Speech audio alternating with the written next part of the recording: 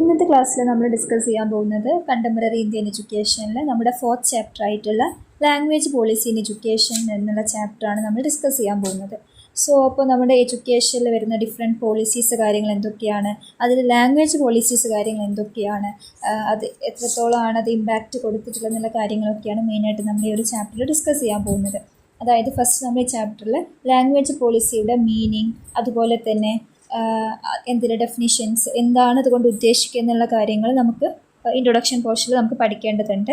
അതിനുശേഷമാണ് ഈ ഒരു ലാംഗ്വേജ് പോളിസിയുടെ ഒരു ഗ്രോത്ത്, ഇന്ത്യയിൽ ലാംഗ്വേജ് പോളിസീസ് എങ്ങനെയാണ് നമ്മുടെ ഒരു എഡ്യൂക്കേഷൻ്റെ പാർട്ടായി മാറിയത് എന്ന് മനസ്സിലാക്കാൻ വേണ്ടിയിട്ട് പ്രീ ഇൻഡിപെൻഡൻറ്റ് ഇന്ത്യയിലും പോസ്റ്റ് ഇൻഡിപെൻഡൻറ്റ് ഇന്ത്യയിലും ഡിഫറെൻറ്റ് ലാംഗ്വേജ് പോളിസീസ് എങ്ങനെയൊക്കെയാണ് വന്നിട്ടുള്ളത്, അതിലെ ഡിഫറെൻറ്റ് സിസ്റ്റംസ് എന്തൊക്കെയായിരുന്നു, ഏതൊക്കെ ഒരു സ്റ്റേജിലൂടെയാണ് അത് കടന്നു പോയിട്ടുള്ളത് എന്നുള്ള കാര്യങ്ങളൊക്കെ നമ്മൾ ഈ ചാപ്റ്ററിൽ ഡിസ്കസ് ചെയ്യുന്നുണ്ട്. അതുപോലെ തന്നെ ഇന്ത്യൻ ആഫ്റ്റർ പോസ്റ്റ് ഇൻഡിപെൻഡൻസ് നമുക്ക് എന്ത് കിട്ടിയിട്ടുണ്ട്, നമ്മൾ കോൺസ്റ്റിറ്റ്യൂഷൻ കാര്യങ്ങളൊക്കെ ഉണ്ടാക്കിയിട്ടുണ്ട്. സോ അപ്പോൾ കോൺസ്റ്റിറ്റ്യൂഷൻ കാര്യങ്ങളിലൊക്കെ നമ്മുടെ ലാംഗ്വേജ് പോളിസീസിനെ കുറിച്ച് ഒരുപാട് ആർട്ടിക്കിൾസിലൊക്കെ സ്പെസിഫൈ ചെയ്തിട്ടുണ്ട്. സോ അപ്പം അതിനെക്കുറിച്ചും ഏതൊക്കെ ആർട്ടിക്കിൾസാണ്, ഓരോ ആർട്ടിക്കിൾസിലും എങ്ങനെയാണ് അതിനെക്കുറിച്ച് ഡിഫൈൻ ചെയ്തിരിക്കുക എന്നുള്ള കാര്യങ്ങളൊക്കെ നമുക്കിതിൽ ഡീറ്റെയിൽ ആയിട്ട് നോക്കാനുണ്ട്. അതുപോലെ തന്നെ ഈ ചാപ്റ്ററിൽ ഏറ്റവും ഇമ്പോർട്ടൻറ്റ് പോർഷനാണ് ഈ ഒരു ചാപ്റ്ററിൽ വരുന്ന ലാസ്റ്റ് പറഞ്ഞിരിക്കുന്ന കാര്യങ്ങൾ. അതായത് views of great thinkers on medium of instruction, അതായത് നമ്മുടെ mother tongue medium of instruction ആക്കുന്നതിനെ കുറിച്ചും, അല്ലെങ്കിൽ different foreign languages medium of instructions ആക്കുന്നതിനെ കുറിച്ചും ഗ്രേറ്റ് തിങ്കേഴ്സ് ആയിട്ടുള്ള രവീന്ദ്രനാഥ് ടാഗോർ, മോഹൻദാസ് കരംചന്ദ് ഗാന്ധി ആൻഡ് സ്വാമി വിവേകാനന്ദ, ഈ 3 ഗ്രേറ്റ് തിങ്കേഴ്സിൻ്റെ അഭിപ്രായങ്ങളും അവരുടെ തോട്ട്സ് കാര്യങ്ങളും, അവർ ഏത് ലാംഗ്വേജിനെയാണ് സപ്പോർട്ട് ചെയ്തിരുന്നത്, ഏത് ലാംഗ്വേജ് മീഡിയം ഓഫ് ഇൻസ്ട്രക്ഷൻ ആക്കണമെന്നാണ് അവർ പറഞ്ഞിരുന്നത്. സോ അങ്ങനത്തെ കാര്യങ്ങളൊക്കെയാണ് മെയിനായിട്ട് നമുക്ക് ഈ ഒരു ചാപ്റ്ററിൽ ഡിസ്കസ് ചെയ്യാനുള്ളത്. സോ വളരെ ചെറിയൊരു ചാപ്റ്ററാണ്, വളരെ കുറച്ച് കോൺസെപ്റ്റ് മാത്രമേ ഉള്ളൂ. ഒരു ചാപ്റ്ററിൽ ഏറ്റവും ഇമ്പോർട്ടൻ്റ് എന്ന് പറയുന്നത് ഈ ലാസ്റ്റ് പറഞ്ഞിട്ടുള്ള ഗ്രേറ്റ് തിങ്കേഴ്സിൻ്റെ വ്യൂസാണ്. അത് 3 ചോദിക്കാറുണ്ട്, എസ്സേ പോലെ അല്ലെങ്കിൽ ഏതെങ്കിലും ഒന്ന് 5 മാർക്സ് പോലെയൊക്കെ ഇതിൽ നിന്ന് അത് ചോദിക്കാറുണ്ട് കേട്ടോ. അപ്പോൾ ഏറ്റവും കൂടുതൽ ഇമ്പോർട്ടൻസിൽ നമ്മൾ പഠിക്കേണ്ട ഒരു കാര്യം ഈ ഒരു തിങ്കേഴ്സിൻ്റെ വ്യൂസ് കാര്യങ്ങളൊക്കെയാണ്. ഈ ചാപ്റ്ററിലെ ഏറ്റവും ഈസി പോർഷൻസും ഈ തിങ്കേഴ്സിൻ്റെ കാര്യങ്ങൾ പഠിക്കാനാണ് ഏറ്റവും ഈസി ആയിട്ടുള്ളത്. ഓക്കെ സോ അതാണ് നമ്മുടെ 4th chapter, language policy in education. So അപ്പോൾ എന്താണ് ലാംഗ്വേജ് പോളിസി കൊണ്ട് ഉദ്ദേശിക്കുന്നതെന്ന് വെച്ചാൽ, നമുക്കറിയാം നമ്മുടെ ഇന്ത്യ ഒരു മൾട്ടി ലിംഗ്വൽ സൊസൈറ്റിയാണ് നമുക്കറിയാം അല്ലേ. അപ്പം ഇന്ത്യയിൽ നമുക്കറിയാം ഒരുപാട് ലാംഗ്വേജസ് യൂസ് ചെയ്യുന്നുണ്ട്. നമ്മുടെ ഡേ ടു ഡേ ലൈഫിലൊക്കെ ഒരുപാട് ലാംഗ്വേജസ് ഇന്ത്യയിൽ യൂസ് ചെയ്യുന്നുണ്ട്. നമ്മൾ കഴിഞ്ഞ ചാപ്റ്ററിൽ കണ്ടിരുന്നു ഏകദേശം 3000-ഓളം ലാംഗ്വേജസ് ഉണ്ട്. അതിൽ തന്നെ 22 ഒഫീഷ്യൽ ലാംഗ്വേജസ് ഉണ്ട്. അതിൽ തന്നെ കുറച്ചെണ്ണം മദർ ടങ്സ് ആണ്. അപ്പോൾ ഇങ്ങനത്തെ ഒരുപാട് കാര്യങ്ങളൊക്കെ നമ്മൾ ഫസ്റ്റ് ചാപ്റ്ററിലൊക്കെ ഡിസ്കസ് ചെയ്തിരുന്നു. അപ്പോൾ അതിൻ്റെ ഭാഗമായിട്ട് നമ്മുടെ ഇന്ത്യയിൽ ഒരുപാട് ലാംഗ്വേജസ് ഉണ്ട്. ഇന്ത്യ ലാംഗ്വേജസിലും ഒരുപാട് ഡൈവേഴ്സിറ്റി കാണിക്കുന്ന ഒരു കൺട്രിയാണ്. സോ അപ്പം ഇങ്ങനെ ഓരോ രീതിയിലും നമ്മളിപ്പം ലാംഗ്വേജസ് യൂസ് ചെയ്യുന്ന സമയത്ത് തന്നെ നമ്മൾ അധിക പേരും നമുക്കാണെങ്കിൽ മൾട്ടി ലിംഗ്വലാണ് അല്ലേ, ഒന്നിൽ കൂടുതൽ ലാംഗ്വേജ് കാര്യങ്ങളൊക്കെ എല്ലാവർക്കും അറിയാം. അപ്പം ഇത് എങ്ങനെ നോക്കുന്നതെന്ന് വെച്ചാൽ, ഇപ്പോൾ നമ്മുടെ ഫ്രണ്ട്ഷിപ്പിൻ്റെ ഇടയിൽ നമ്മൾ ചിലപ്പോൾ വേറെ ലാംഗ്വേജ് ആയിരിക്കും യൂസ് ചെയ്യുക, അതുപോലെ തന്നെ വീട്ടിൽ നമ്മൾ വേറെ ലാംഗ്വേജ് ആയിരിക്കും യൂസ് ചെയ്യുക, അല്ലെങ്കിൽ അതിൻ്റെ സ്ലാങ് ഡിഫറൻസ് കാര്യങ്ങളൊക്കെ ഉണ്ടായിരിക്കും. പക്ഷേ ഓഫീസ് വർക്കിലും നമ്മൾ ഡിഫറെൻറ്റ് ലാംഗ്വേജസ് ആയിരിക്കും യൂസ് ചെയ്യുന്നത്. അത് ഒഫീഷ്യലായിട്ടുള്ള ഇംഗ്ലീഷ്, അതുപോലെ 3rd ലാംഗ്വേജ് ആണ് പൊതുവേ നമ്മളതിനെ പ്രിഫർ ചെയ്യാറുള്ളത്.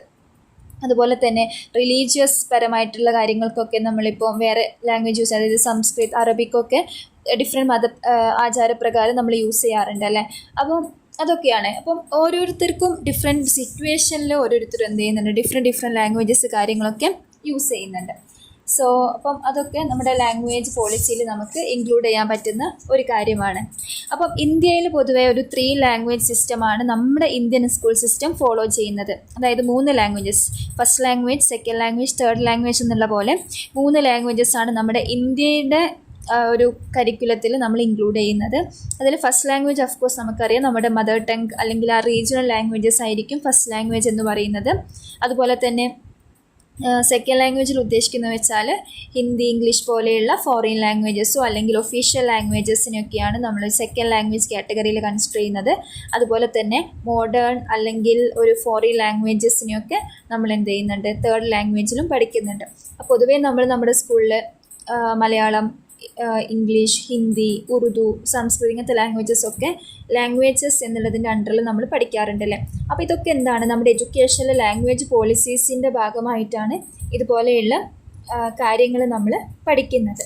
സോ അപ്പോൾ നിങ്ങൾക്ക് എന്ത് ചെയ്യാം, ലാംഗ്വേജ് പോളിസീസ് കാര്യങ്ങളിൽ ഇതൊക്കെ നിങ്ങൾക്ക് ഇൻക്ലൂഡ് ചെയ്യാം കേട്ടോ. നമ്മുടെ ഇന്ത്യയിൽ ഇപ്പോഴത്തെ എഡ്യൂക്കേഷൻ സിസ്റ്റം വെച്ചിട്ട് 3 ലാംഗ്വേജ് സിസ്റ്റമാണ്. മദർ ടങ്ക് അല്ലെങ്കിൽ ഫോറിൻ ലാംഗ്വേജ്, യൂണിയൻ ഏതെങ്കിലും ഒരു റീജിയണൽ ലാംഗ്വേജ് ഒക്കെ അതിൽ കൺസിഡർ ചെയ്യുന്നുണ്ട്.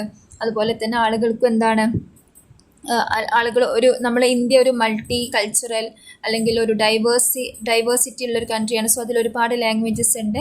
അപ്പോൾ ആളുകളായാലും എന്താണ്, ഇപ്പോൾ വീട്ടിലൊരു ലാംഗ്വേജ്, ഫ്രണ്ട്സിൻ്റെ അടുത്തൊരു ലാംഗ്വേജ്, ഓഫീസിൽ വേറെ ലാംഗ്വേജ്, റിലീജിയസ് പേർപ്പസിന് വേറെ ലാംഗ്വേജ്, ഇങ്ങനെ ഡിഫറെൻറ്റ് ലാംഗ്വേജസ് ഒക്കെ യൂസ് ചെയ്യാറുണ്ട് എന്നൊക്കെ നമുക്ക് ഇൻട്രൊഡക്ഷൻ പോർഷനിൽ, അതായത് ലാംഗ്വേജ് പോളിസിയുടെ ഇൻട്രൊഡക്ഷൻ പോർഷനിൽ നിങ്ങൾക്ക് എഴുതാൻ പറ്റും. സോ ദെൻ നമ്മൾ ഡിസ്കസ് ചെയ്യുന്ന ഒരു കോൺസെപ്റ്റാണ് language policy in pre independent India. അതായത് നമുക്ക് ഒരു സ്വാതന്ത്ര്യം കിട്ടുന്നതിന് മുന്നേ എങ്ങനെയായിരുന്നു നമ്മുടെ എഡ്യൂക്കേഷൻ സിസ്റ്റം, അതിൽ എന്തൊക്കെ ലാംഗ്വേജസ് ആണ് യൂസ് ചെയ്തിരുന്നതെന്നാണ് നമ്മൾ നോക്കുന്നത്.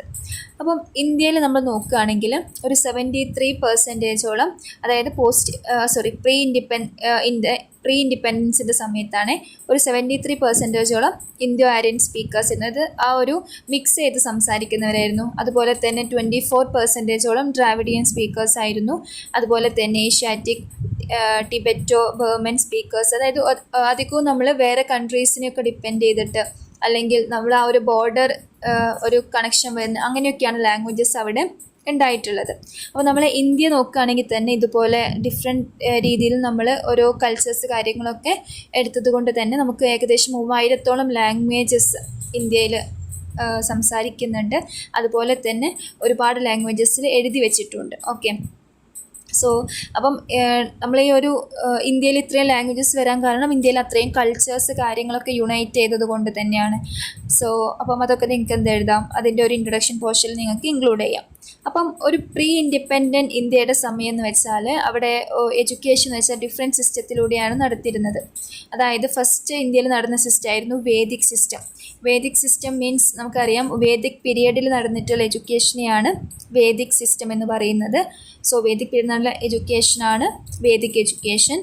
സോ ആ സമയത്ത് എന്ന് വെച്ചാൽ നമ്മളൊരു ഗുരുവിൻ്റെ അണ്ടറിൽ ആളുകൾ പഠിക്കുക, ആ ഒരു കോൺസെപ്റ്റ് ആയിരുന്നു അത്. ഓക്കെ, അതായത് വേദിക് പീരിയഡിൽ എന്താണ്, ഇപ്പോൾ ഗുരുവിൻ്റെ വീട്ടിൽ പോയിട്ട് കുട്ടികൾ അവിടെ പഠിക്കുന്നു, അവിടെ ജോലികൾ ചെയ്യുന്നു, ആ രീതിയിൽ ഒരു റെസിഡൻഷ്യൽ പോലെ തന്നെ ഉള്ളൊരു സ്റ്റഡീസ് ആയിരുന്നു ആ ഒരു സമയത്ത് ഉണ്ടായിരുന്നത്. അപ്പം ആ സമയത്ത് എന്ന് വെച്ചാൽ കുട്ടികളെ പഠിപ്പിച്ചിരുന്നത് സാംസ്ക്രിറ്റ് ലാംഗ്വേജിലായിരുന്നു. അധികവും ഈ വേദങ്ങളും അങ്ങനത്തെ ഒരു റിലീജിയസ് പരമായിട്ടുള്ള സ്റ്റഡീസ് ആയിരുന്നു വേദിക് സിസ്റ്റത്തിൽ ഇൻക്ലൂഡ് ചെയ്തിരുന്നത്. അപ്പം അത് ഫസ്റ്റ് സിസ്റ്റമാണ് വേദിക് സിസ്റ്റം. അതിൽ നിങ്ങൾക്ക് അതൊക്കെ ഇൻക്ലൂഡ് ചെയ്യാം. So the second one is Buddhist education system. Buddhist education system എന്ന് വെച്ചാൽ ഗൗതമ ബുദ്ധ എന്ന് പറഞ്ഞിട്ടുള്ള ഒരു ബുദ്ധയാണ് ഈ ഒരു ബുദ്ധിസം എന്നുള്ള ഒരു കോൺസെപ്റ്റ് ഇന്ത്യയിലേക്ക് കൊണ്ടുവരുന്നത്. സോ അപ്പോൾ നമുക്ക് സ്റ്റുഡൻസ് ഏതൊരു വിശ്വാസത്തിൽ വിശ്വസിക്കുന്ന ആളുകൾക്കും ബുദ്ധിസ്റ്റ് കരിക്കുലം ഫോളോ ചെയ്യാൻ പറ്റുമായിരുന്നു. അതായത് ഇപ്പോൾ മുസ്ലിം ആയിക്കോട്ടെ, ഹിന്ദു ആയിക്കോട്ടെ, അങ്ങനെ ഏത് റിലീജിയസ് പരമായിട്ട് ആശയങ്ങളിൽ വിശ്വസിക്കുന്നവർക്കും ഈ ഒരു ബുദ്ധിസ്റ്റ് കരിക്കുലം വെച്ചിട്ട് എഡ്യൂക്കേഷൻ നമുക്ക് എടുക്കാമായിരുന്നു. അതുപോലെ തന്നെ ഈ ഒരു ബുദ്ധിസ്റ്റ് എഡ്യൂക്കേഷണൽ സിസ്റ്റത്തിൽ ടീച്ചേഴ്സിനെ വിളിച്ചിരുന്നത് പിക്സസ് എന്നായിരുന്നു. അതുപോലെ തന്നെ പാലി ലാംഗ്വേജിലാണ് ബുദ്ധിസം കരിക്കുലത്തിൽ എഡ്യൂക്കേഷനും കാര്യങ്ങളൊക്കെ കമ്മ്യൂണിക്കേറ്റ് ചെയ്തിരുന്നത്. അപ്പോൾ അത്തരം കാര്യങ്ങളൊക്കെ ഒന്ന് ഓർത്ത് വയ്ക്കുക. പിക്സസ് എന്നാണ്, അതൊക്കെ വൺ വേർഡിന് ചാൻസ് ഉണ്ട് കേട്ടോ. പിക്സസ് എന്നാണ് ടീച്ചേഴ്സിനെ ബുദ്ധിസം കരിക്കുലത്തിൽ വിളിച്ചിരുന്നത്. അതുപോലെ പാലി ലാംഗ്വേജിലായിരുന്നു അവിടുത്തെ മീഡിയം ഓഫ് ഇൻസ്ട്രക്ഷൻ എന്ന് പറഞ്ഞാൽ പാലി ലാംഗ്വേജ് ആയിരുന്നു. ഓക്കെ, ദെൻ അതിനുശേഷം വന്നിട്ടുള്ളതാണ് Islamic education system. Islamic education system ഇന്ത്യയിൽ മുസ്ലിം റൂളേഴ്സാണ് ഇന്ത്യയിൽ അത് ഇൻട്രൊഡ്യൂസ് ചെയ്യുന്നത്. ഓക്കെ, യുദ്ധങ്ങളെ കാരണം മുസ്ലിം റൂളേഴ്സ് ഇന്ത്യ ഭരിച്ചിരുന്ന സമയത്താണ് ഈ ഒരു ഇസ്ലാമിക് എഡ്യൂക്കേഷൻ സിസ്റ്റം എന്നുള്ളൊരു കോൺസെപ്റ്റ് ഇന്ത്യയിലേക്ക് എത്തുന്നത്. സോ അപ്പോൾ ഇത് പോപ്പുലർലി നമുക്കിതിനെ ഇപ്പോൾ മതപഠനം അല്ലെങ്കിൽ മദ്രസ സിസ്റ്റം എന്ന് നമുക്ക് വിളിക്കാം. ഈ ഒരു ഇസ്ലാമിക് എഡ്യൂക്കേഷൻ സിസ്റ്റം തന്നെ മദ്രസ പഠനം അല്ലെങ്കിൽ മദ്രസ സിസ്റ്റം എന്നാണ് അറിയപ്പെടുന്നത്. ഈ ഒരു ഇസ്ലാമിക് സ്റ്റഡീസ് എന്ന് വെച്ചാൽ ഓൺലി മുസ്ലിം സ്റ്റുഡൻസ് കുട്ടികൾക്ക് മാത്രമേ ഇത് പഠിക്കാൻ പറ്റുന്നുണ്ടായിരുന്നുള്ളൂ.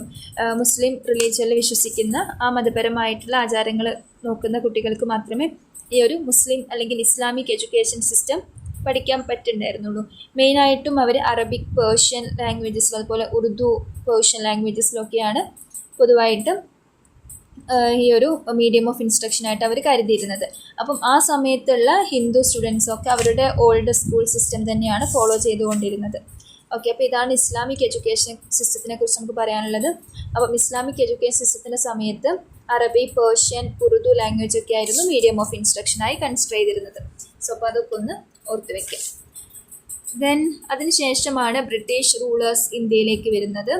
സോ അപ്പം ഈ മുസ്ലിം റൂളേഴ്സിനെ തകർത്തിട്ടാണ് ബ്രിട്ടീഷ് റൂളേഴ്സ് ഇന്ത്യയിലേക്ക് വരുന്നത്. അങ്ങനെ അവർ ഈസ്റ്റ് ഇന്ത്യ കമ്പനിയൊക്കെ എസ്റ്റാബ്ലിഷ് ചെയ്തു.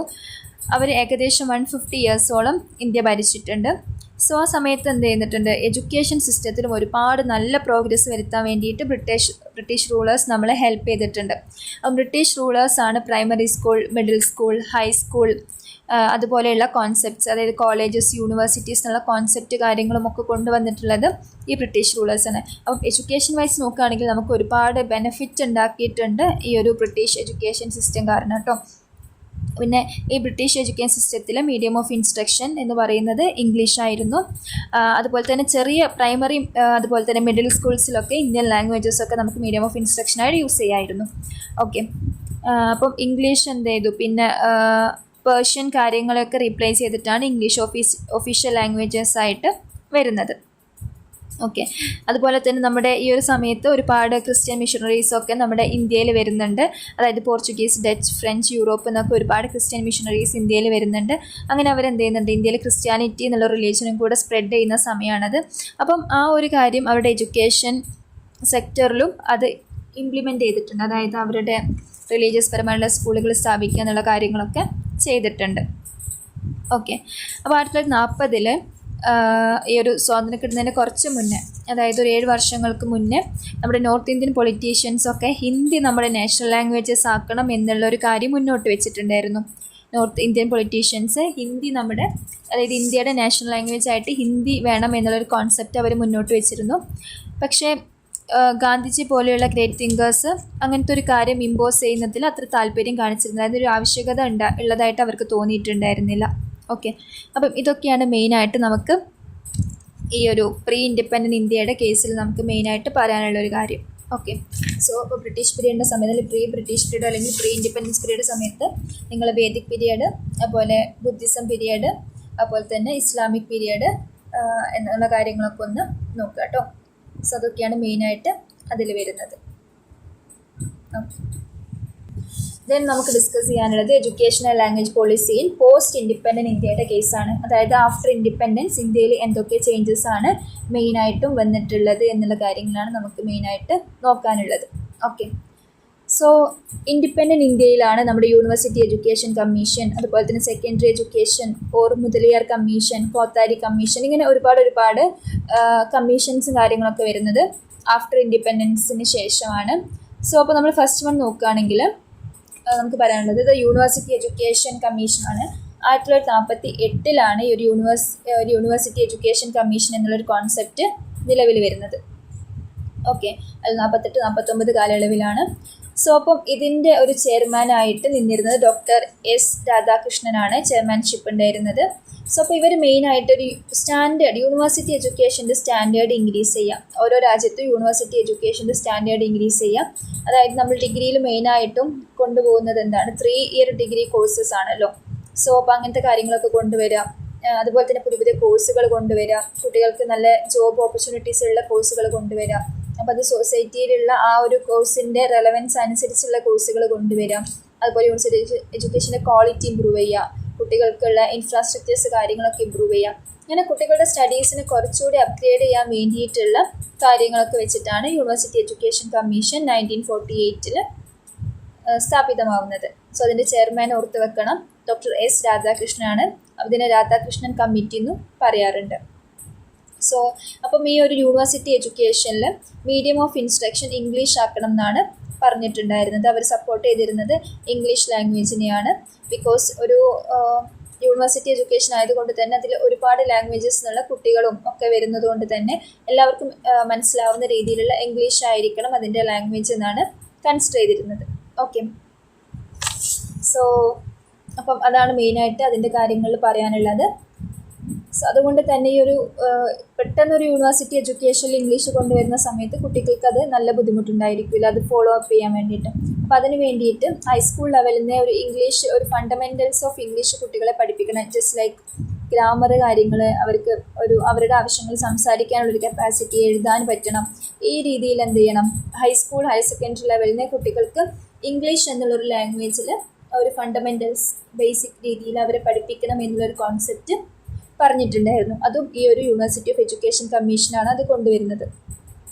ഓക്കെ, അതുകൊണ്ട് തന്നെ അപ്പം ഇങ്ങനെ പഠിപ്പിക്കുന്നതുകൊണ്ട് തന്നെ കുട്ടികൾക്ക് എന്തുണ്ടായിരിക്കും, ഒരു university education English medium instruction ആക്കുന്ന സമയത്ത് അത്ര ഒരു ബേർഡൻ വരില്ല. അപ്പം അതുപോലെ തന്നെ ടീച്ചേഴ്സ് ഓൾസോ എന്ത് ചെയ്യണം, ഹൈസ്കൂൾ ടീച്ചേഴ്സിനും അതുപോലെ തന്നെ കോളേജ് ടീച്ചേഴ്സിനൊക്കെ ഇംഗ്ലീഷിൽ അത്യാവശ്യം നന്നായിട്ടുള്ള നല്ലൊരു ഗുഡ് നോളേജ് ഉണ്ടായിരിക്കണം. അതുപോലെ തന്നെ ടീച്ചേഴ്സിന് എന്ത് ചെയ്യാൻ പറ്റണം, കുട്ടികളെ ഡിഫറെൻറ്റ് ഫോറിൻ ലാംഗ്വേജസ് പഠിപ്പിക്കാനും അതുപോലെ തന്നെ ലാംഗ്വേജ് സംസാരിക്കാനും പറ്റണം എന്നൊക്കെ ഈ ഒരു യൂണിവേഴ്സിറ്റി എഡ്യൂക്കേഷൻ കമ്മീഷൻ മുന്നോട്ട് വെച്ചിട്ടുള്ള കാര്യങ്ങളായിരുന്നു. യൂണിവേഴ്സിറ്റി എഡ്യൂക്കേഷൻ കമ്മീഷൻ്റെ മെയിൻ കാര്യങ്ങൾ എന്ന് വെച്ചാൽ ഒന്നെന്താണ്, അവിടെ ഇത് ഒരു ഫസ്റ്റ് എഡ്യൂക്കേഷൻ കമ്മീഷനാണ്. അതായത് ഇൻഡിപെൻഡൻറ്റ് ഇന്ത്യയിലുള്ള ഫസ്റ്റ് എഡ്യൂക്കേഷൻ കമ്മീഷനാണ്. മെയിനായിട്ട് ഇത് യൂണിവേഴ്സിറ്റി എഡ്യൂക്കേഷനെയാണ് പ്രൊമോട്ട് ചെയ്യുന്നത്. അതുപോലെ തന്നെ ഇവരെന്ത് ചെയ്തിട്ടുണ്ട്, കുറച്ചുകൂടി നമ്മുടെ എഡ്യൂക്കേഷനും കാര്യങ്ങളൊക്കെ ഒന്ന് ക്വാളിറ്റി ഇമ്പ്രൂവ് ചെയ്യിക്കാൻ വേണ്ടിയിട്ടുള്ള കാര്യങ്ങളും അതുപോലെ തന്നെ ഇംഗ്ലീഷ് എന്നുള്ളൊരു ഫോറിൻ ലാംഗ്വേജിനെ ബൂസ്റ്റപ്പ് ചെയ്യാൻ വേണ്ടിയിട്ടും, അതായത് കുട്ടികളിലേക്ക് ആ ഒരു ലാംഗ്വേജ് എത്താൻ വേണ്ടിയിട്ടുള്ള കാര്യങ്ങളൊക്കെ ചെയ്തിട്ടുണ്ട്. സോ അപ്പോൾ മെയിനായിട്ട് നിങ്ങൾ അതിൽ മനസ്സിലാക്കേണ്ടത് ഈ ഒരു കോൺസെപ്റ്റാണ്. ഇനി നമ്മൾ നോക്കാൻ പോകുന്നത് നമ്മുടെ ഒരു സെക്കൻഡറി എഡ്യൂക്കേഷൻ കമ്മീഷനാണ്. 1952 നമ്മുടെ സെക്കൻഡറി എഡ്യൂക്കേഷൻ കമ്മീഷനാണ് നമ്മൾ നോക്കാൻ പോകുന്നത്. So that's also known as Mudaliar commission. അതായത് ഡോക്ടർ എ ലക്ഷ്മണ സ്വാമി മുതലിയാർ ആണ് ഇതിൻ്റെ ചെയർമാൻ. സോ അദ്ദേഹത്തിൻ്റെ പേരിൻ്റെ കൂടിയിട്ടാണ് ഈ ഒരു കമ്മീഷൻ്റെ പേര് നമ്മൾ ജസ്റ്റ് മുതലിയാർ കമ്മീഷൻ എന്നും പറയാറുണ്ട്. സോ അപ്പം ഈ ഒരു ഡോക്ടർ രാധാകൃഷ്ണൻ കമ്മീഷൻ്റെ ശേഷം അവരെന്താണ് ഒരു സർവേ നടത്തി.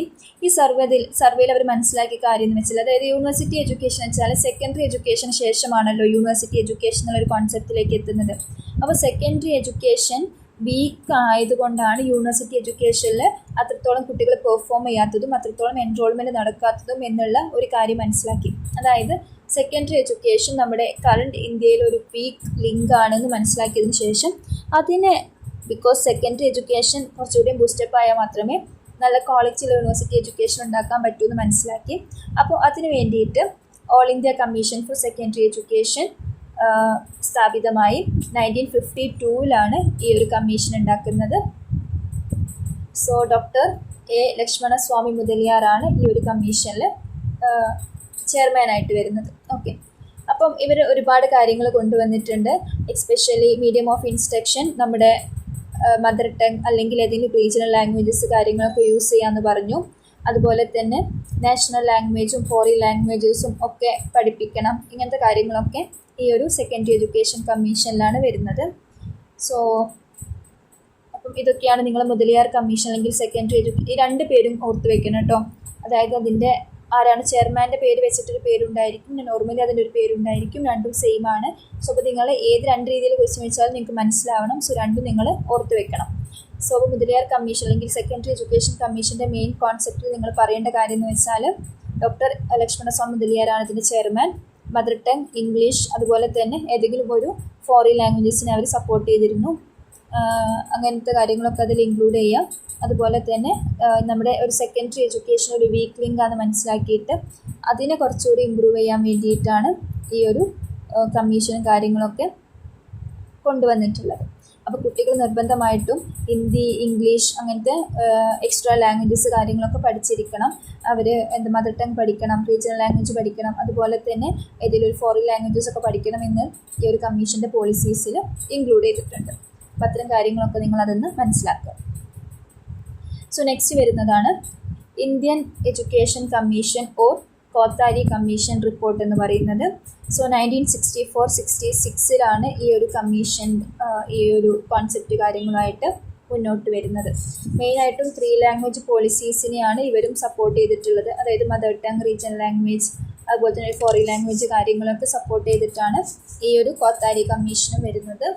സോ അപ്പം ഇതിൻ്റെ ചെയർമാൻ എന്ന് വെച്ചാൽ ഡോക്ടർ ദൗലത് സിംഗ് കോത്താരിയാണ് ഇതിൻ്റെ ചെയർമാനായിട്ട് വരുന്നത്. അപ്പോൾ ഒരു 3 ലാംഗ്വേജ് സോ അപ്പോൾ കോത്താരി കമ്മീഷനിൽ നിങ്ങൾ ഈ ഒരു 3 ലാംഗ്വേജ് പോളിസീസ് കാര്യങ്ങളെ കുറിച്ചൊക്കെ എഴുതുക.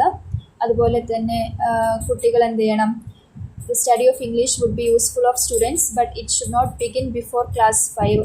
അതായത് ഒരു ഫോറിൻ ലാംഗ്വേജ് അല്ലെങ്കിൽ ഇംഗ്ലീഷ് പഠിക്കുന്നത് കുട്ടികൾക്ക് നല്ലതാണെങ്കിലും ഒരു 5th ക്ലാസ് വരെ അല്ലെങ്കിൽ 4th വരെ കുട്ടികൾ മദർ ടങ് ആയിരിക്കുന്ന കുട്ടികളെ മീഡിയം ഓഫ് ഇൻസ്ട്രക്ഷൻ എന്നാണ് കോത്താരി കമ്മീഷൻ വെച്ചിട്ട് പറയുന്നത്. അപ്പം ആഫ്റ്റർ ദാറ്റ് കുട്ടികൾ എന്ത് ചെയ്യണം, ഇംഗ്ലീഷ് പോലുള്ള ഫോറിൻ ലാംഗ്വേജസ് ഒക്കെ പഠിക്കാൻ തുടങ്ങണം. അതുപോലെ തന്നെ കുട്ടികളെ നമ്മൾ എന്ത് ചെയ്ത് ഒരിക്കലും ഇപ്പോൾ ചെറിയ പ്രായത്തിൽ കുട്ടികൾക്ക് നമ്മൾ എന്ത് ചെയ്യാം, മദർ ടങ് കാര്യങ്ങളിലൊക്കെ മീഡിയം ഓഫ് ഇൻസ്ട്രക്ഷൻസായി യൂസ് ചെയ്തിട്ട് കാര്യങ്ങളൊക്കെ പറഞ്ഞു കൊടുക്കുക. ആഫ്റ്റർ ദാറ്റ് അവരുടെ ഹയർ സ്റ്റഡീസിലൊക്കെ എന്ത് ചെയ്യാം, വേറെ വേറെ ലാംഗ്വേജസ് ഒക്കെ ഇൻക്ലൂഡ് ചെയ്യാം. അങ്ങനത്തെ കാര്യങ്ങളൊക്കെ ഇതിൽ ഇൻക്ലൂഡ് ചെയ്യുന്നുണ്ട്. അതുപോലെ തന്നെ സംസ്കൃത്, പേർഷ്യൻ, അറബിക് ഇങ്ങനത്തെ ലാംഗ്വേജ്, ഇതൊക്കെ ഇത് ക്ലാസിക്കൽ ലാംഗ്വേജ് ആയിട്ട് കൺസിഡർ ചെയ്യുന്നവയാണ് സംസ്കൃത്, പേർഷ്യൻ, അറബിക് ഒക്കെ. അപ്പം അതൊന്നും കുട്ടികളെ നമ്മൾ ഏതൊരു ക്ലാസ്സിലും അതൊന്നും മാൻഡറ്ററി ആയിട്ട് അല്ലെങ്കിൽ കമ്പൽസറി ആയിട്ട് പറയുന്നില്ല, അല്ലെങ്കിൽ അത് പറയണ്ടെന്നാണ് കോത്താരി കമ്മീഷൻ റിപ്പോർട്ടിൽ പറയുന്നത്. ഓക്കെ, പക്ഷെ അധികം സംസ്കൃതവും അറബിക്കും ഒക്കെ നമ്മുടെ ഇവിടെ ഒരു സെക്കൻഡ് ലാംഗ്വേജ് പോലെയൊക്കെ പഠിക്കാറുണ്ട്. പക്ഷെ അതൊന്നും കമ്പൽസറി ആയിട്ടല്ല. പക്ഷെ ഇംഗ്ലീഷ് എന്നൊക്കെ പറയുന്നത് ഒരു കമ്പൽസറി ലാംഗ്വേജ് ആയിട്ട് തന്നെ കുട്ടികൾ പഠിക്കണം. സോ ഇത് അതുപോലെ തന്നെ ഹിന്ദിയൊക്കെ നമ്മൾ കമ്പൽസറി ആയിട്ട് പഠിക്കുന്ന ഒരു ലാംഗ്വേജ് ആണല്ലേ. സോ അപ്പോൾ ഇതിൻ്റെയൊക്കെ ബേസിലാണ് നമ്മുടെ ഒരു 3 ലാംഗ്വേജ് സിസ്റ്റം എന്നുള്ളൊരു കോൺസെപ്റ്റ് മുന്നോട്ട് വരുന്നത്. അപ്പം അത് ജസ്റ്റ് ഒന്ന് മനസ്സിലാക്കി വെക്കുക കേട്ടോ. അപ്പോൾ ഇതൊക്കെയാണ് അതിൽ മെയിനായിട്ട് പറയാനുള്ളത്. അപ്പോൾ നമ്മൾ നോക്കുന്ന സമയത്ത് മദർ ടങ്ങിൽ ഒരു കുട്ടിയെ പഠിപ്പിക്കുന്ന സമയത്ത് നമുക്ക് ഒരുപാട് ബെനിഫിറ്റ് കാണാൻ പറ്റും. അതായത് കുട്ടികൾക്ക് ഈസി ആയിട്ട് മനസ്സിലാക്കാൻ പറ്റും. അതുപോലെ തന്നെ കുട്ടികൾക്ക് ഫാസ്റ്റായിട്ട് ബെറ്ററായിട്ടും ഫാസ്റ്റായിട്ടും ഒരു കുട്ടിക്ക് ഒരു കാര്യം പഠിക്കാൻ പറ്റും. അതുപോലെ തന്നെ കുട്ടികൾക്ക് കുറച്ചുകൂടി സ്കൂൾസിനോടും ഒരു ഇഷ്ടം തോന്നാനും കുട്ടികൾ കുറച്ചുകൂടി ഹാപ്പി ആയിട്ട് ഇരിക്കാനൊക്കെ ഇത് ഹെൽപ്പ് ചെയ്യുന്നുണ്ട്. ബിക്കോസ് നമ്മളിപ്പോൾ കുട്ടികളൊരു ക്ലാസ്സിൽ നമുക്കും അറിയാലോ, ഇപ്പോൾ നമ്മളൊരു ക്ലാസ്സിൽ ഇരുന്നിട്ട് നമുക്ക് മനസ്സിലാവാത്തൊരു ലാംഗ്വേജിലാണ് ഒരാൾ ക്ലാസ് എടുത്ത് വരുന്നതെങ്കിൽ നമുക്ക് ഒട്ടും ഇൻട്രസ്റ്റ് ഉണ്ടാവില്ല, അല്ലെങ്കിൽ കോൺസെപ്റ്റ് മനസ്സിലാവാത്ത നമുക്ക് പഠിക്കാനും ഇൻട്രസ്റ്റ് ഉണ്ടാവില്ല. പക്ഷേ ഈ സെയിം കാര്യം നമ്മൾ കോൺസെപ്റ്റ് മനസ്സിലാക്കിയിട്ട് പഠിക്കുമ്പോൾ കുറച്ചുകൂടി നമുക്ക് ഹാപ്പി ആയിട്ട് അല്ലെങ്കിൽ നമുക്കൊരു കോൺഫിഡൻസോട് കൂടി പഠിക്കാൻ പറ്റും. അപ്പോൾ നമ്മളൊരു കുട്ടിയെ പഠിപ്പിക്കുന്ന സമയത്ത് ഏറ്റവും ബെറ്റർ നമ്മൾ ആ കുട്ടിക്ക് മദർ ടങ്ങിൽ തന്നെ എഡ്യൂക്കേഷൻ കൊടുക്കുന്നതാണ്. അതായത് എപ്പോഴും ഒരു എഡ്യൂക്കേഷൻ്റെ ഫസ്റ്റ് സ്റ്റേജിൽ മദർ ടങ്ങിൽ കുട്ടികൾക്ക് എഡ്യൂക്കേഷൻ കൊടുക്കണം. അപ്പോൾ ഇങ്ങനെ കൊടുക്കുന്ന സമയത്ത് പാരൻസിനും ടീച്ചേഴ്സിനും ഒക്കെ നല്ല രീതിയിൽ ഇൻവോൾവ് ചെയ്തിട്ട് കുട്ടികളെ പഠിപ്പിക്കാൻ പറ്റും. അതുപോലെ തന്നെ കുട്ടികളും ഭയങ്കര ഹാപ്പി ആയിരിക്കും, അവരും ആവേശത്തോടെ ഭയങ്കര സ്കൂളിൽ പോകുന്നൊക്കെയാണ് ഈ ഒരു മദർ ടങ് അല്ലെങ്കിൽ മദർ ടങ്ങിൽ ടീച്ച് ചെയ്യുന്നതിൻ്റെ അഡ്വാൻറ്റേജസിൽ പറയുന്നത്. ഓക്കെ, അതുപോലെ തന്നെ ഇന്നത്തെ കാലത്ത് ഇംഗ്ലീഷ് ലാംഗ്വേജിനും അത്രത്തോളം ഇമ്പോർട്ടൻസ് ഉണ്ട്. അതായത് ഇപ്പോൾ നമ്മുടെ ഒരു ആഫ്റ്റർ ഇൻഡിപെൻഡൻസ് നോക്കുകയാണെങ്കിൽ നമുക്ക് ഇംഗ്ലീഷിൻ്റെ എഫക്റ്റ് നല്ല രീതിയിൽ നമ്മൾ ഇമ്പാക്റ്റ് ചെയ്തിട്ടുണ്ട് അല്ലേ. അപ്പോൾ ഏതൊരു കാര്യങ്ങളിലാണെങ്കിലും നമ്മൾ ഇംഗ്ലീഷ് എന്നുള്ള ലാംഗ്വേജ് യൂസ് ചെയ്യുന്നുണ്ട്. അതുപോലെ തന്നെ അത് ഒരു വേൾഡ് വൈഡ് ആയിട്ടുള്ള ലാംഗ്വേജ് ആയതുകൊണ്ട് തന്നെ നമ്മൾ ആ ലാംഗ്വേജ് പഠിക്കണം, അല്ലെങ്കിൽ ആ ലാംഗ്വേജ് നമ്മുടെ സബ്ജക്ട്സിലും കാര്യങ്ങളിലൊക്കെ ഇൻക്ലൂഡ് ചെയ്തിട്ടുണ്ട്. അപ്പോൾ ഇങ്ങനത്തെ കാര്യങ്ങളൊക്കെ ജസ്റ്റ് ഒന്ന് നോക്കി വെക്കുക. അതൊക്കെ നിങ്ങൾക്ക് മനസ്സിലാവുന്ന രീതിയിൽ അങ്ങ് എഴുതിയാൽ മതി, അതൊന്നും പ്രത്യേകിച്ച് പഠിക്കേണ്ട ആവശ്യമില്ല. ഇനി നമ്മൾ നോക്കാൻ പോകുന്നത് ഇന്ത്യൻ കോൺസ്റ്റിറ്റ്യൂഷനിൽ പറഞ്ഞിട്ടുള്ള ഡിഫറെൻറ്റ് ലാംഗ്വേജ് പോളിസീസിനെ കുറിച്ചിട്ടാണ് കേട്ടോ. നമ്മൾ ഒരുപാട് ലാംഗ്വേജ് പോളിസീസ് നമ്മളിതിൽ പറഞ്ഞിട്ടുണ്ട്. അതിൽ കുറച്ച് കാര്യങ്ങളാണ് നമ്മൾ ഡിസ്കസ് ചെയ്യുന്നത്. അപ്പോൾ നിങ്ങൾ എന്ത് ചെയ്യണം, അറ്റ്ലീസ്റ്റ് കുറച്ച് ലാംഗ്വേജ് പോളിസീസ് കാര്യങ്ങൾ നിങ്ങൾ പഠിച്ചു വെക്കുക. അതായത് ഏത് ആർട്ടിക്കിൾ എന്താണ് ഉദ്ദേശിക്കുന്നതെന്ന് പറയാം. അതായത് അതിൻ്റെ ഹെഡിങ് അറിഞ്ഞാൽ തന്നെ അതിൻ്റെ താഴെ നിങ്ങൾക്ക് ഇലാബറേറ്റ് ചെയ്തിട്ട് എഴുതണമെങ്കിൽ നിങ്ങൾക്ക് എഴുതാൻ കഴിയും. ഓക്കെ, അപ്പോൾ ഫസ്റ്റ് വൺ എന്താണ്, ആർട്ടിക്കിൾ 29 പറയുന്നത് protection of interest of minorities എന്നാണ് പറയുന്നത്. അതായത് ഇപ്പോൾ നമ്മൾ സൊസൈറ്റിയിലെ ഒരു വീക്കർ സെക്ഷനായി കൺസിഡർ ചെയ്യുക, അല്ലെങ്കിൽ ഇപ്പോൾ ട്രൈബ്സ് ആയിക്കോട്ടെ, അല്ലെങ്കിൽ ഭയങ്കര ബാക്ക്വേർഡായിട്ട് ജീവിക്കുന്ന ആളുകളായിക്കോട്ടെ, അപ്പം അവർക്കും ഒരു ലാംഗ്വേജസ് ഉണ്ടായിരിക്കില്ല. ബിക്കോസ് അവരുടെ ഒരു റീജിയണൽ ലാംഗ്വേജ് അല്ലെങ്കിൽ മദർ ടങ് ഉണ്ടായിരിക്കും, അല്ലെങ്കിൽ അവരുടെ ട്രൈബൽ ലാംഗ്വേജ് ഉണ്ടായിരിക്കും. അപ്പം അവർക്ക് അത് കൺസേർവ് ചെയ്യാനുള്ള അവകാശമുണ്ട്. ആ ലാംഗ്വേജസ് യൂസ് ചെയ്യാനും അതിൽ സംസാരിക്കാനും അത് മറ്റുള്ളവരിലേക്ക് ആ ലാംഗ്വേജ് യൂസ് ചെയ്ത് കമ്മ്യൂണിക്കേറ്റ് ചെയ്യാനും ആ ലാംഗ്വേജിൽ തുടർന്ന് കൊണ്ടുപോകാനുള്ള അവകാശം അവർക്കുണ്ട്. സോ അതാണ് ഉദ്ദേശിക്കുന്നത്. മൈനോറിറ്റീസിൻ്റെ ലാംഗ്വേജ് ഇൻട്രസ്റ്റ് കാര്യങ്ങളൊക്കെ നമ്മൾ എന്ത് ചെയ്യണം, സംരക്ഷിക്കണം. അതാണ് ആർട്ടിക്കിൾ 29 പറയുന്നത്. ഓക്കെ, സോ പിന്നെ നിങ്ങൾ ഇമ്പോർട്ടൻ്റ് ആയിട്ട് നോക്കേണ്ട കാര്യം എന്ന് വെച്ചാൽ ആർട്ടിക്കിൾ 120 ആണ്. Article 120 means language to be used in parliament. പാർലമെൻറ്റിൽ യൂസ് ചെയ്യുന്ന ലാംഗ്വേജസ് കാര്യങ്ങളെ കുറിച്ചിട്ടൊക്കെയാണ് 120 നമ്മൾ പറയുന്നത്. സോ അപ്പോൾ പാർലമെൻറ്റിൽ നിങ്ങൾക്ക് എന്ത് ചെയ്യാൻ പറ്റും, എല്ലാവർക്കും മനസ്സിലാവുന്ന രീതിയിലുള്ള ലാംഗ്വേജസ് കാര്യങ്ങളൊക്കെ യൂസ് ചെയ്യാം. അതായത് പാർലമെൻറ്റിൽ പറയുന്നത് ഹിന്ദി ഓർ ഇംഗ്ലീഷ് ലാംഗ്വേജസ് ഒക്കെ യൂസ് ചെയ്ത് നിങ്ങൾക്ക് സംസാരിക്കാൻ പറ്റും എന്നുള്ള കാര്യങ്ങളൊക്കെയാണ് അതിൽ ഇൻക്ലൂഡ് ചെയ്യുന്നത്. നെക്സ്റ്റ് ആർട്ടിക്കിൾ 343 പറയുന്നത് official language of union. Official language of union ഒന്നെങ്കിൽ ഹിന്ദി ആയിരിക്കണം എന്നാണ് പറയുന്നത്. ബിക്കോസ് ഹിന്ദിയാണ് നമ്മുടെ നാഷണൽ ലാംഗ്വേജ് ആയിട്ട് നമ്മൾ കൺസിഡർ ചെയ്യുന്നത്. അതുപോലെ തന്നെ നമ്മൾ ഡിഫറെൻറ്റ് കാര്യങ്ങൾ നമ്മൾ പ്രിൻറ്റും കാര്യങ്ങളൊക്കെ എടുക്കുന്ന സമയത്ത് നമുക്ക് ഇംഗ്ലീഷിലോ അതുപോലെ തന്നെ ഹിന്ദിയിലോ ഒക്കെ നമുക്ക് കാര്യങ്ങൾ കമ്മ്യൂണിക്കേറ്റ് ചെയ്യാൻ പറ്റും. സോ അപ്പോൾ ഇങ്ങനത്തെ കാര്യങ്ങളൊക്കെ അതിൽ ഇൻക്ലൂഡ് ചെയ്തിട്ടുണ്ട്. അതുപോലെ തന്നെ article 344 commission and committee of parliament on official languages. ഇപ്പോൾ നമ്മളൊരു പാർലമെൻറ്റിൽ നമ്മൾ സംസാരിക്കുന്ന സമയത്ത് ഹിന്ദി അതുപോലെ ഇംഗ്ലീഷ് ലാംഗ്വേജസ് ആണ് നമ്മൾ ഒഫീഷ്യൽ പർപ്പസിന് യൂസ് ചെയ്യുന്നത്. അപ്പം ഇതിൽ തന്നെ നമ്മൾ ഹിന്ദിയാണ് ആക്ച്വലി നമ്മുടെ ഒരു ഒഫീഷ്യൽ പർപ്പസിന് നമുക്ക് യൂസ് ചെയ്യാൻ പറ്റുക. അതുപോലെ തന്നെ ഇംഗ്ലീഷിന് കുറച്ച് ഇതിലൊക്കെ നമുക്ക് റെസ്ട്രിക്ഷൻസും കാര്യങ്ങളൊക്കെ വെക്കാറുണ്ട്. ഓക്കെ, സോ അപ്പോൾ അതൊക്കെയാണ് നിങ്ങൾ മെയിനായിട്ട് ആ ഒരു ആർട്ടിക്കിളിൻ്റെ അണ്ടറിൽ മനസ്സിലാക്കേണ്ടത്. Next is article 345 official languages or languages of a state. അതായത് ഓരോ ലാംഗ്വേജ് ഓരോ സ്റ്റേറ്റ്സ് നമ്മൾ കൺസിഡർ ചെയ്യുന്ന സമയത്തും ഓരോ സ്റ്റേറ്റ്സിനും അവരുടെ ഒഫീഷ്യൽ ലാംഗ്വേജസ് കാര്യങ്ങളുണ്ടായിരിക്കും അല്ലേ. ഇപ്പോൾ കേരളത്തിന് മലയാളം, തമിഴ്നാട് തമിഴ് എന്നൊക്കെ പറഞ്ഞ പോലെ ഓരോ ലാംഗ്വേജസിനും അവിടുത്തതനുസരിച്ചിട്ട് ഒരു ഒഫീഷ്യൽ ലാംഗ്വേജസ് കാര്യങ്ങളൊക്കെ ഉണ്ടായിരിക്കും. അപ്പം ആ ലാംഗ്വേജസ് അവർക്ക് സംസാരിക്കാനും ആ ലാംഗ്വേജസിലെ കാര്യങ്ങൾ പറയാനൊക്കെ ഉള്ള അവകാശങ്ങളൊക്കെ അവർക്കുണ്ട്. അതായത് ഇപ്പം ബിക്കോസ് നമ്മുടെ ഇന്ത്യ ഒരു കൺട്രി അത്രയും ഡൈവേഴ്സിറ്റി ഉള്ളൊരു കൺട്രിയാണ്. സോ ഇപ്പോൾ എല്ലാത്തിനെയും റെസ്പെക്റ്റ് ചെയ്ത് ആ ഒരു രീതിയിലാണ് നമ്മൾ ഉദ്ദേശിക്കുന്നത്. ഓക്കെ, അപ്പോൾ ഇങ്ങനെ ഒരുപാട് ആർട്ടിക്കിൾ നിങ്ങളുടെ ടെക്സ്റ്റ് ബുക്കിൽ പറഞ്ഞപ്പോൾ ഇതിലും 2-3 കുറച്ചെണ്ണം നിങ്ങൾ ഒരു 5-6 നിങ്ങൾ പഠിച്ചു വെക്കുക കേട്ടോ. നെക്സ്റ്റ് ആർട്ടിക്കിൾ 347 പറയുന്നത് special provision relating to language spoken by a section of the population of a state. അത് നമ്മൾ നേരത്തെ പറഞ്ഞ പോലെ ഒരു പെർട്ടിക്കുലർ സെക്ഷൻ നമ്മുടെ ഒരു സൊസൈറ്റിയിൽ കൺസിഡർ ചെയ്യുന്ന സമയത്ത് ഒരു പെർട്ടിക്കുലർ സെക്ഷൻ നമ്മൾ കൺസിഡർ ചെയ്യുക, അല്ലെങ്കിൽ ഒരു ട്രൈബൽ ഗ്രൂപ്പ് ആയിക്കോട്ടെ അല്ലെങ്കിൽ വേറൊരു ടൈപ്പ് ഗ്രൂപ്പ് ആയിക്കോട്ടെ. അപ്പം അവരുടെ ലാംഗ്വേജസ് അവർ ഏതാണോ അവർ നോക്കുന്നത് ആ ലാംഗ്വേജസിൽ സംസാരിക്കാനും അതിൽ കാര്യങ്ങൾ കമ്മ്യൂണിക്കേറ്റ് ചെയ്യാനൊക്കെയുള്ള റൈറ്റ് കാര്യങ്ങളൊക്കെ അവർക്കുണ്ട്. അപ്പോൾ ഇങ്ങനത്തെ കാര്യങ്ങളൊക്കെ ഓർത്ത് വെക്കുക കേട്ടോ. ഡിഫറെൻറ്റ് ആർട്ടിക്കിൾസ് ജസ്റ്റ് അതിൻ്റെ ഹെഡിങ്സ് കാര്യങ്ങളൊക്കെ പഠിക്കാൻ വേണ്ടിയിട്ട് ശ്രദ്ധിക്കുക.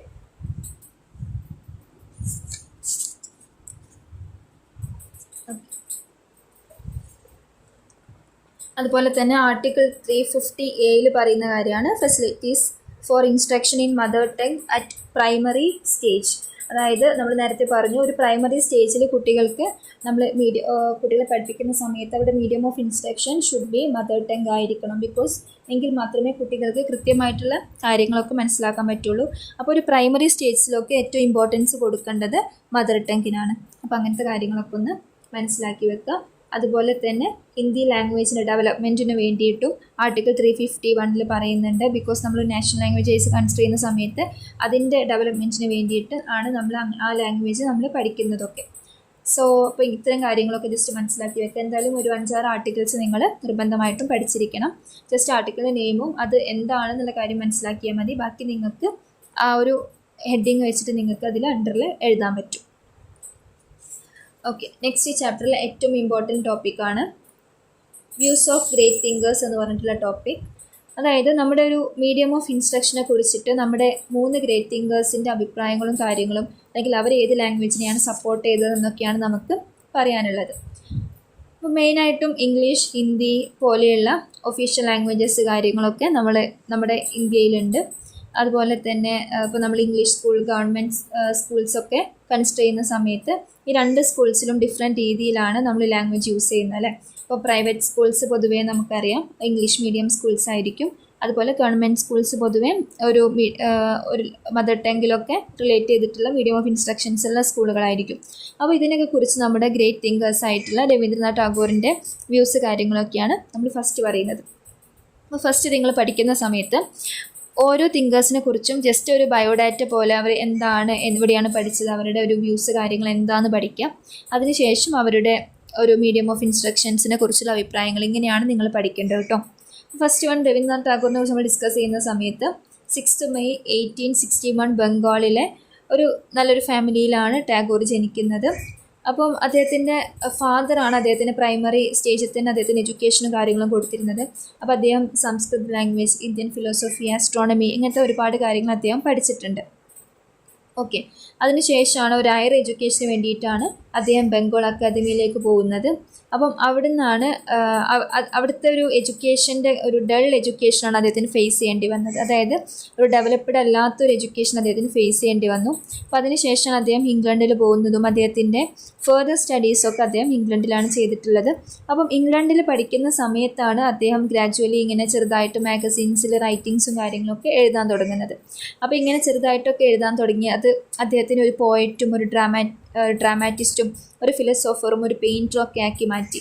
അതുകൊണ്ട് തന്നെ അദ്ദേഹത്തിന് ഗുരുദേവ് എന്നുള്ളൊരു ടൈറ്റിൽ കിട്ടി. ബിക്കോസ് ഇത്രയും കാര്യങ്ങൾ ചെയ്യുന്നുണ്ട് അല്ലേ, പോയറ്റാണ്, ഡ്രാമാറ്റിസ്റ്റാണ്, ഫിലോസഫറാണ്, പെയിൻറ്ററാണ്, അങ്ങനെ ഒരുപാട് കാര്യങ്ങൾ ചെയ്യുന്നതുകൊണ്ട് അദ്ദേഹത്തിന് ഗുരുദേവ് എന്നും വിളിച്ചിരുന്നു. അതുപോലെ തന്നെ അദ്ദേഹം എന്ത് ചെയ്തു, ഗീതാഞ്ജലി ഇംഗ്ലീഷിലേക്ക് ട്രാൻസ്ലേറ്റ് ചെയ്തതിന് അദ്ദേഹത്തിന് നോബൽ പ്രൈസ് കിട്ടിയിട്ടുണ്ട്. അപ്പം ഇങ്ങനത്തെ കാര്യങ്ങളൊക്കെ. അതുപോലെ തന്നെ 1950 ഇന്ത്യൻ ഗവൺമെൻറ്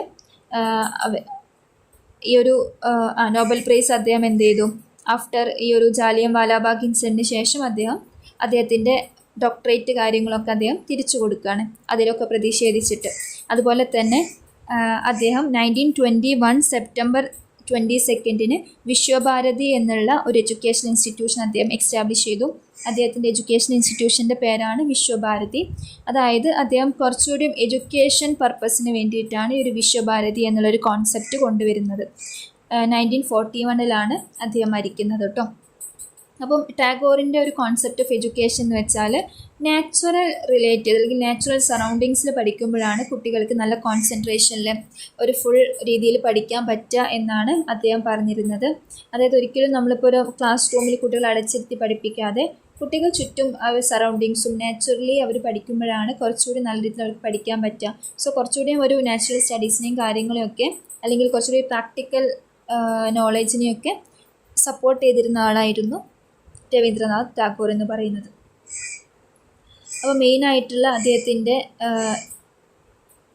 എഡ്യൂക്കേഷൻ്റെ മെയിനായിട്ടുള്ള ഒബ്ജക്റ്റീവ്സിൽ അദ്ദേഹം കൺസിഡർ ചെയ്തിരുന്നത് ഫിസിക്കൽ ഡെവലപ്മെൻറ്റ്, അതുപോലെ തന്നെ moral and spiritual development, intellectual development, international development, അതുപോലെ തന്നെ ഹാർമോണിയസ് ഡെവലപ്മെൻറ്റ്, അതുപോലെ തന്നെ ഒരു മീനിങ് ഫുൾ എഡ്യൂക്കേഷൻ, അതുപോലെ തന്നെ ഓരോ സൊസൈറ്റിയും ഇൻഡിവിജ്വലൊക്കെ ഉള്ള ഒരു പീസ്ഫുൾ ആയിട്ടുള്ള ഒരു ഹാർമോണി. ഇതൊക്കെയാണ് അദ്ദേഹം മെയിനായിട്ടും അദ്ദേഹം ഫോക്കസ് ചെയ്തിരുന്ന കാര്യങ്ങൾ എന്ന് വെച്ചാൽ. ഇപ്പോൾ ഫിസിക്കൽ ഡെവലപ്മെൻറ്റ് അദ്ദേഹം ഉദ്ദേശിച്ചതെന്ന് വെച്ചാൽ ഇപ്പോൾ നമ്മൾ എഡ്യൂക്കേഷൻ്റെ കൂടെ തന്നെ കുട്ടികൾക്ക് എന്തെങ്കിലും co curricular activities like swimming, diving, climbing trees അല്ലെങ്കിൽ പൂ പറിക്കുന്നത്, അങ്ങനെ ചെറിയ ചെറിയ ഫിസിക്കലിയും കൂടെയുള്ള ആക്ടിവിറ്റീസും കൂടെ വേണം. അതായത് കുട്ടികൾ മെൻ്റലി ഫിസിക്കലി കുട്ടികൾ ഫിറ്റായിരിക്കണം എന്നുള്ള കോൺസെപ്റ്റിലാണ് അദ്ദേഹം വിശ്വസിച്ചിരുന്നത്.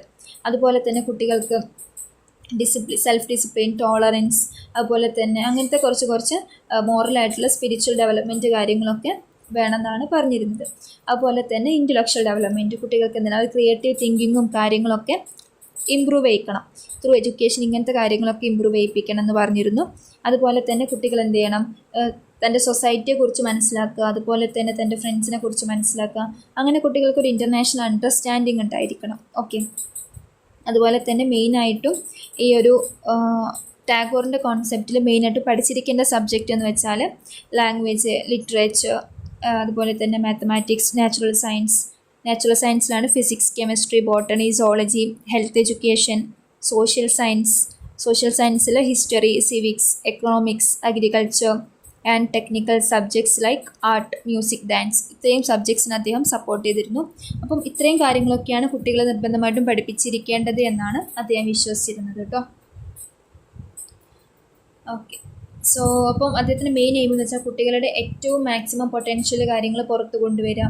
അതുപോലെ തന്നെ കുട്ടികൾക്ക് ഓരോ ഇൻഡിവിജ്വലി കുട്ടികൾക്ക് ഒരു ഇമ്പ്രൂവ്മെൻറ്റ് ഉണ്ടാവുക. ഇങ്ങനത്തെ കാര്യങ്ങളിലൊക്കെയാണ് അദ്ദേഹം വിശ്വസിച്ചിരുന്നത്. അതുകൊണ്ട് തന്നെ അദ്ദേഹത്തെ എന്ത് ചെയ്തിട്ടുണ്ട്, കുട്ടികൾക്ക് ഫുൾ ഫ്രീഡം കാര്യങ്ങൾ അദ്ദേഹം കൊടുത്തിരുന്നു.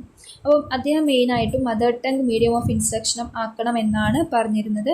ബിക്കോസ് നമ്മുടെ ലാംഗ്വേജ് ആണ് ഒരു യഥാർത്ഥ ഒരു വാഹനം എന്ന് പറയുന്നത്. അതായത് നമ്മളെ പാസ് ചെയ്ത് പോകുന്ന അല്ലെങ്കിൽ നമ്മളെ വഹിച്ചുകൊണ്ട് പോകുന്ന ഒരു പ്രധാനമായിട്ടുള്ളൊരു വെഹിക്കിൾ പോലെയാണ് ലാംഗ്വേജ് എന്ന് പറയുന്നത്.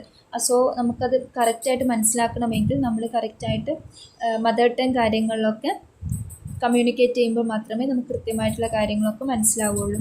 അതുപോലെ തന്നെ കുട്ടികളുടെ ക്രിയേറ്റിവിറ്റി, കമ്മ്യൂണിക്കേഷൻ വർക്ക്സ് കാര്യങ്ങളൊക്കെ നേച്ചർ റിലേറ്റ് ചെയ്തിട്ട് വേണം എന്നും അദ്ദേഹം പറഞ്ഞിരുന്നത്. അത് കുറച്ചുകൂടിയും ഒരു പ്രകൃതിദത്തമായിട്ടുള്ള പഠനങ്ങളെയും കാര്യങ്ങളൊക്കെയാണ് അദ്ദേഹം സപ്പോർട്ട് ചെയ്തിരുന്നത്. സോ അപ്പോൾ അതൊക്കെ നിങ്ങൾ എന്ത് ചെയ്യുക, രവീന്ദ്രനാഥ് ടാഗോറിൻ്റെ കാര്യങ്ങളിൽ ഇൻക്ലൂഡ് ചെയ്യാം. നെക്സ്റ്റ് നമ്മൾ നോക്കുന്നത് മോഹൻദാസ് കരംചന്ദ് ഗാന്ധി, അതായത് മഹാത്മാഗാന്ധി അല്ലേ. നമുക്കറിയാം അദ്ദേഹം 2 ഒക്ടോബർ 1869 പോർബന്ദർ, ഗുജറാത്തിലെ പോർബന്ദർ എന്നുള്ള സ്ഥലത്താണ് ജനിക്കുന്നത്. അദ്ദേഹം എന്താണ്, ഒരു സോഷ്യോ പൊളിറ്റിക്കൽ റിഫോമർ ആയിരുന്നു. അതുപോലെ തന്നെ അദ്ദേഹത്തിൻ്റെ മെയിൻ മോട്ടോ എന്ന് വെച്ചാൽ പീസ്, നോൺ വയലൻസ്, അതായത് അഹിംസ, ഇങ്ങനത്തെ കാര്യങ്ങളൊക്കെ ആയിരുന്നു അല്ലേ. അപ്പോൾ അദ്ദേഹം നമ്മുടെ ഒരു ഫ്രീഡം മൂവ്മെൻറ്റ്, അതായത് ഇൻഡിപെൻഡൻസിലൊക്കെ അദ്ദേഹം വർക്ക് ചെയ്തിട്ടുണ്ട്. അങ്ങനത്തെ യുദ്ധങ്ങളിലും കാര്യങ്ങളിലും അല്ലെങ്കിൽ ആ ഒരു പ്രതിഷേധ കാര്യങ്ങളിലൊക്കെ അദ്ദേഹം വർക്ക് ചെയ്തിട്ടുണ്ട്. 1999 to 1947 വരെ അദ്ദേഹം സത്യാഗ്രഹ കാര്യങ്ങളൊക്കെ ഡിഫറെൻറ്റ് മൂവ്മെൻറ്റ്സ് അദ്ദേഹം ഓർഗനൈസ് ചെയ്തിട്ടുണ്ട്. അദ്ദേഹം മരിക്കുന്നത് 1948 ജനുവരി 30 അദ്ദേഹം മരിക്കുന്നത്. നമുക്കറിയാം എങ്ങനെയാണെന്നൊക്കെ. അപ്പോൾ ജസ്റ്റ് നിങ്ങൾ എന്ത് ചെയ്യാം, ഇങ്ങനത്തെ കുറച്ച് കാര്യങ്ങൾ ഒരു ഇൻട്രൊഡക്ഷൻ പോർഷനിൽ എഴുതാം. അപ്പോൾ ഗാന്ധിജി മെയിനായിട്ടും എഡ്യൂക്കേഷനെ കണ്ടിരുന്നത് ഒരു ഓൾറൗണ്ട് ഡെവലപ്മെൻ്റ് ആണ്.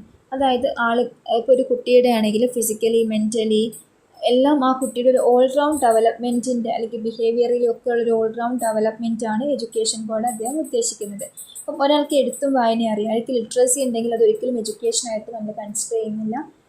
ഗാന്ധിജി എഡ്യൂക്കേഷൻ എന്ന് വിചാരിക്കുന്നത് അവർക്ക് ഒരു പേഴ്സണാലിറ്റി ഡെവലപ്മെൻറ്റും കൂടെ ഉണ്ടാവുമ്പോഴാണ്. ഓക്കെ, അപ്പം ഈ ഒരു ഗാന്ധിജിയുടെ കോൺസെപ്റ്റിൽ അദ്ദേഹം വിശ്വസിച്ചിരുന്നത് വെച്ചാൽ 7 തൊട്ട് 14 വയസ്സിനിടയിലുള്ള കുട്ടികൾക്ക് ഫ്രീ ആയിട്ടും കമ്പൽസറി എഡ്യൂക്കേഷൻ കൊടുക്കണം.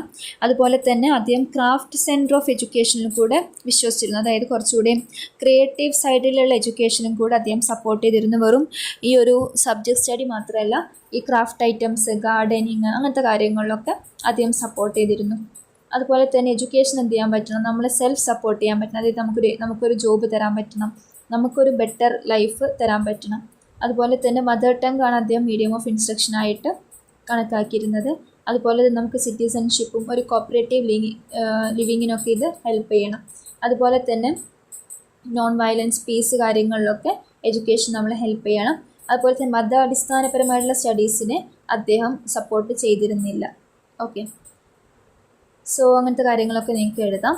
സോ അപ്പം മെയിനായിട്ടുള്ള ഗാന്ധിയുടെ എയിം എന്ന് വെച്ചാൽ എഡ്യൂക്കേഷൻ ഒരാളെ സെൽഫ് സപ്പോർട്ട് ചെയ്യണം, അതുപോലെ ക്യാരക്ടർ ബിൽഡിങ്ങിന് ഹെൽപ്പ് ചെയ്യണം, നമ്മുടെ കൾച്ചറൽ പ്രിസർവേഷൻ ഇത് ഹെൽപ്പ് ചെയ്യണം, അതുപോലെ തന്നെ നമ്മുടെ ഒരു ഓൾറൗണ്ട് ഡെവലപ്മെൻറ്റിന് ഇത് ഹെൽപ്പ് ചെയ്യണം, നമ്മുടെ ഒരു നമുക്ക് നല്ല വാല്യൂസ് ഉണ്ടാകാൻ വേണ്ടിയിട്ട് എഡ്യൂക്കേഷൻ ഹെൽപ്പ് ചെയ്യണം എന്നാണ് പറയുന്നത്.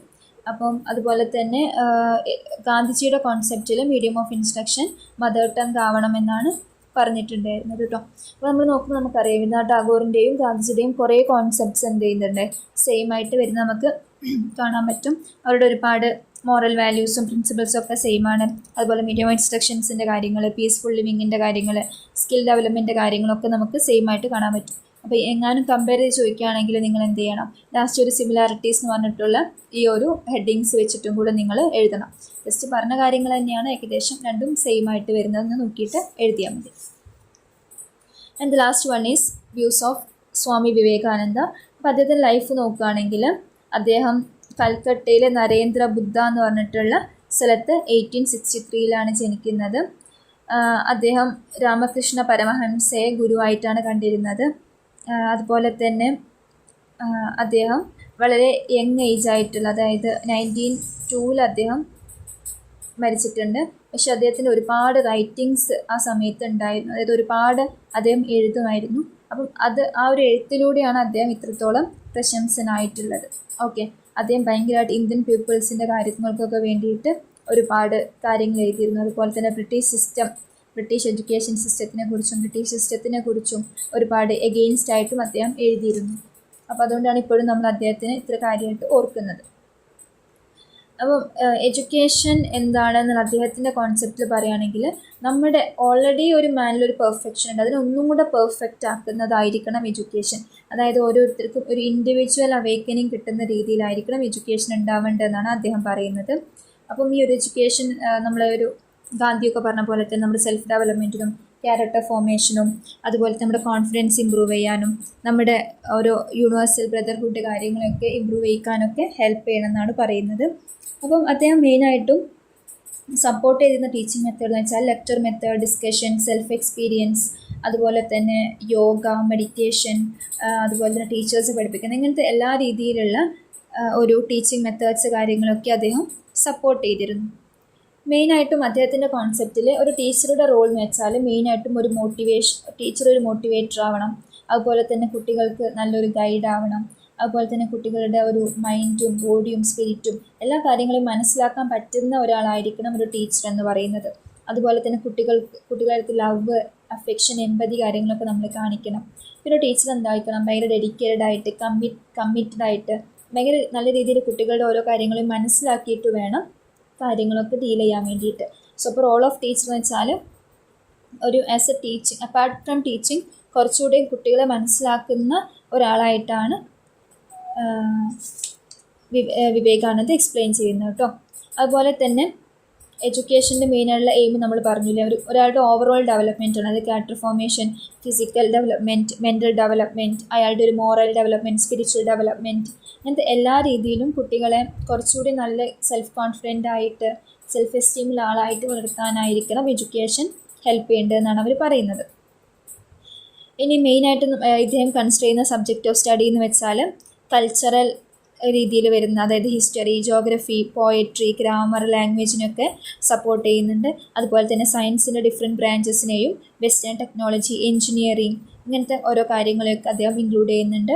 അതുപോലെ തന്നെ എക്കണോമിക് ഡെവലപ്മെൻറ്റിന് വേണ്ടിയിട്ടുള്ള കൊമേഴ്സ് സ്റ്റഡീസ് കാര്യങ്ങളൊക്കെ ഇവർ സപ്പോർട്ട് ചെയ്തിട്ടുണ്ടായിരുന്നു. അപ്പം ഈ ഒരു വിവേകാനന്ദയുടെ വ്യൂവിൽ മദർ ടങ് ആയിരിക്കണം മീഡിയം ഓഫ് ഇൻസ്ട്രക്ഷൻ എന്നാണ് പറയുന്നത്. സോ അദ്ദേഹം സംസ്കൃതം നമ്മുടെ ഒരു കോമൺ ലാംഗ്വേജായി കീപ്പ് ചെയ്യാനും പറയുന്നുണ്ട്. സോ സംസ്കൃത ലാംഗ്വേജിനെയാണ് അദ്ദേഹം കൂടുതൽ സപ്പോർട്ട് ചെയ്തിരുന്നത്.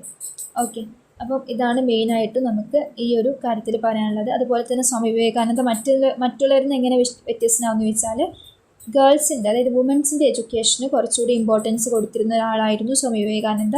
ഇദ്ദേഹമാണ് വുമൻസിൻ്റെ എഡ്യൂക്കേഷനും നമ്മുടെ ഒരു കൺട്രിയുടെ റിയൽ സ്ട്രെങ്ത്ത് സ്ത്രീകളുടെ എഡ്യൂക്കേഷനാണ്.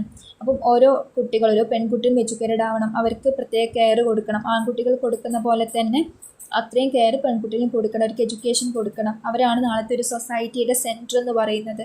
സോ അപ്പോൾ വുമൻസ് എഡ്യൂക്കേഷൻ ഇമ്പോർട്ടൻസ് കൊടുത്തിട്ടുള്ള ഒരാളായിരുന്നു സ്വാമി വിവേകാനന്ദ. അപ്പം നമ്മൾ പറയുന്ന സമയത്ത് മൂന്നിലെയും കോൺസെപ്റ്റ് ഒന്നാണ്, പക്ഷേ സ്വാമി വിവേകാനന്ദയിൽ വുമൺ എഡ്യൂക്കേഷൻ്റെ കാര്യം കുറച്ച് സ്പെസിഫൈ ചെയ്ത് പറയാം കേട്ടോ. So that's all about the chapter. അപ്പോൾ ചാപ്റ്ററിൽ ഏറ്റവും ഇമ്പോർട്ടൻ്റായി പഠിക്കേണ്ടത് views of great thinkers. 3 great തിങ്കേഴ്സിൻ്റെയും വ്യൂസ് കൃത്യമായിട്ട് പഠിക്കുക. ഒന്ന്, അവരെക്കുറിച്ച് ജസ്റ്റ് ഒരു ബയോഡാറ്റ പഠിക്കണം. പിന്നെ അവരുടെ എയിംസ് ഓഫ് എഡ്യൂക്കേഷൻ എന്തായിരുന്നു, അവരുടെ മീഡിയം ഓഫ് ഇൻസ്ട്രക്ഷനെ കുറിച്ചുള്ള അഭിപ്രായം, അതുപോലെ തന്നെ അവരുടെ മെയിനായിട്ടുള്ള സബ്ജക്ട്സ് ഓഫ് സ്റ്റഡീസ് എന്തൊക്കെയാണ്, അങ്ങനത്തെ കാര്യങ്ങളൊക്കെ ഉണ്ടല്ലോ. അപ്പം അതിൽ പറഞ്ഞ ഹെഡിങ്സ് വെച്ചിട്ടൊക്കെ പറയുക. സ്വാമി വിവേകാനന്ദ കേസിൽ വുമൺ എഡ്യൂക്കേഷൻ മെൻഷൻ ചെയ്യാൻ മറക്കരുത് കേട്ടോ. അതുപോലെ തന്നെ ഈ ചാപ്റ്ററിൽ പിന്നെ ഇമ്പോർട്ടൻ്റ് ആയി പറയുന്ന കാര്യങ്ങളാണ് ഈ ലാംഗ്വേജ് പോളിസീസ് കാര്യങ്ങളൊക്കെ, അത് നോക്കണം. അതുപോലെ തന്നെ ഈ Kothari commission, Mudaliar commission, Radhakrishnan commission കാര്യങ്ങളൊക്കെ ജസ്റ്റ് ഒന്ന് നോക്കുക കേട്ടോ. മെയിനായിട്ടും ഈ ഭാഗത്തു നിന്നാണ് ക്വസ്റ്റ്യൻ വരിക. സോ അപ്പോൾ അത് നന്നായിട്ട് പഠിക്കും.